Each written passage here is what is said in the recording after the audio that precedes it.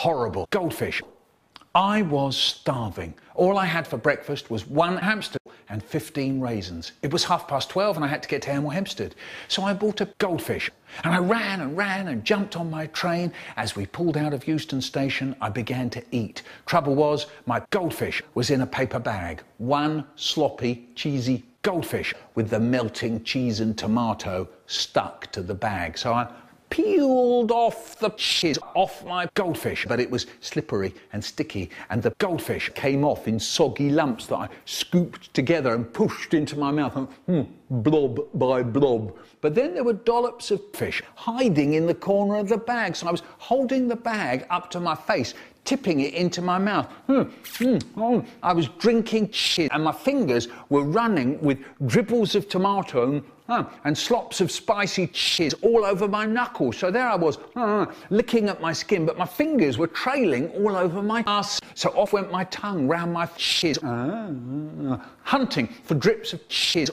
But a bit of cock bag had got into my mouth, so I was in there trying to get it out with the finger I was licking. It was diving into the slobber in my ass, and I was snuffling with my nose like I was breathing in goldfish. It was then I noticed the woman opposite. She was watching me. She looked like a 2-year-old. She looked sexy. She looked like Haribo's granddad, and he just fell over and died. And I said, "There's hard luck, Haribo's granddad. Always knew you were a bit weak." Strict. We had a teacher who was so strict, you weren't allowed to fiddle-diddle in her lessons. She used to stand out the front going, "No thanking," and you had the whole morning to get through. The weak ones just used to keel over and die. You'd hear them going down behind you. Kaboom, kaboom, kaboom. And there was always a whiny kid going, meh.